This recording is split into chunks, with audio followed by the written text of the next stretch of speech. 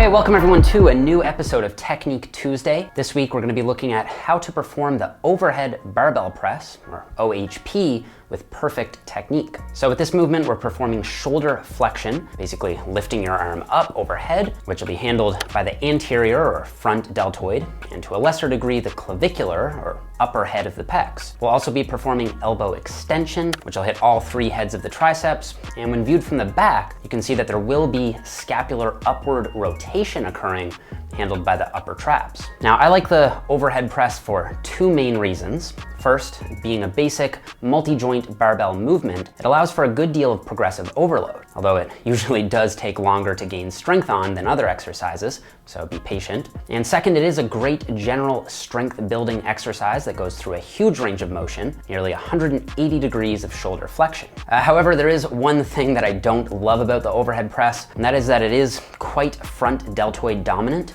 One 2013 study comparing 4 shoulder press variations found that dumbbell presses were better than barbell presses for targeting the side delts, and in both cases, doing your presses standing rather than sitting was better for the side delts. So if growing the side delt is the main goal, in addition to a lateral raise, you may want to include a dumbbell press. However, the range of motion may be cut shorter here, especially as you go heavier, as the bulky head of the dumbbell might start hitting your shoulders on the way down, ending the range of motion. So in practice, I think it's smart to combine and periodically vary exercises. And while it isn't perfect on its own, I do still like the overhead press as a core, sort of bread and butter vertical pressing movement. Now, because the OHP involves multiple joints and uses a large range of motion, generally speaking, it should be loaded with moderate to heavy weight, somewhere in the 5 to 10 rep zone. You want to set up the bar in a squat rack at the same height you would for a squat, somewhere around armpit height. You want to unrack the weight by gripping the bar with a slightly wider than shoulder width grip, so your hands are just outside your shoulders. Get your elbows underneath the bar while slightly bending the knees and hips, and stand up straight,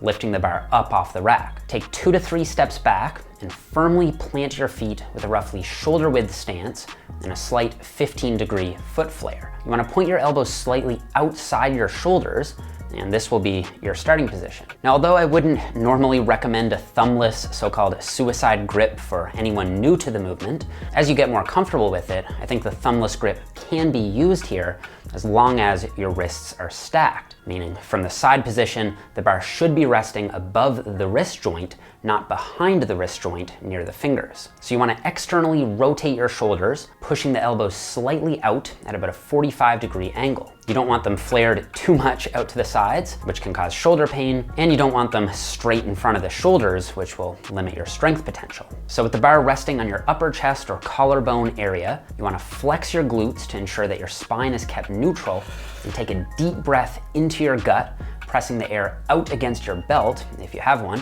which is going to increase intra-abdominal pressure and torso rigidity as you press. While holding your breath, press the bar straight up, not up and forward or up and backward. So when viewed from the side, the bar should be traveling up in a pretty much straight line. So in order to keep the bar from hitting your chin, you'll have to slightly tilt your head back as you initiate the press. Then as you clear your face, push your head forward back to a neutral position. Now throughout the concentric, you want to keep your knees, hips, and shoulder blades motionless. A common error here is to shrug your shoulders up to initiate the concentric off the chest. And while this may make the movement easier in the short term, I think in the long term, it really can weaken your bottom end concentric pressing ability and end up limiting your true max strength potential. Press the bar all the way up until your elbows lock out with the bar overhead, centered over the shoulder joint. At the end of the range of motion, there should be a pretty much straight line connecting the barbell, the shoulders, the hips, and the middle of the foot. This will keep everything in balance and prevent you from shifting your weight excessively forward onto your toes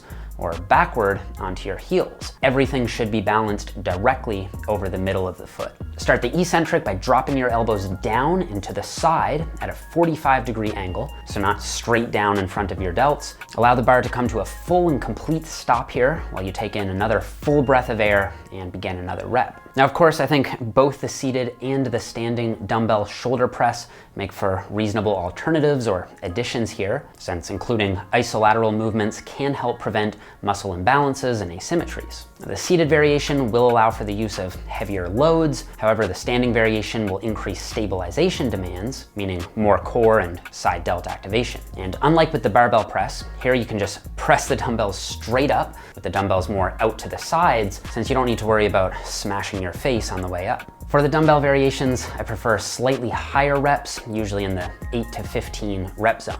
So I would say the most common error that I see here is just not using a full range of motion. Similar to the pull-up, many people will cut the range of motion short at the top and the bottom, not going to full lockout and also not touching the chest at the bottom. Keeping your range of motion consistent will ensure you're actually gaining strength through progressive overload, not progressive decreases in range of motion. And although not inherently problematic or injurious, I am going to consider doing touch and go reps as another error here, since they're going to create more inconsistent reps and often lead to bouncy reps with lots of momentum and the reliance on that stretch reflex at the bottom. And if any of this gets too excessive, I think it really can hinder your true brute pressing strength required to get that bar moving from a dead stop. And a third error that I see here all the time is not flexing the glutes. Like I said, the goal of this exercise is to press the bar as vertically as you comfortably can, and keeping your glutes lax will usually result in the hips being back behind the bar,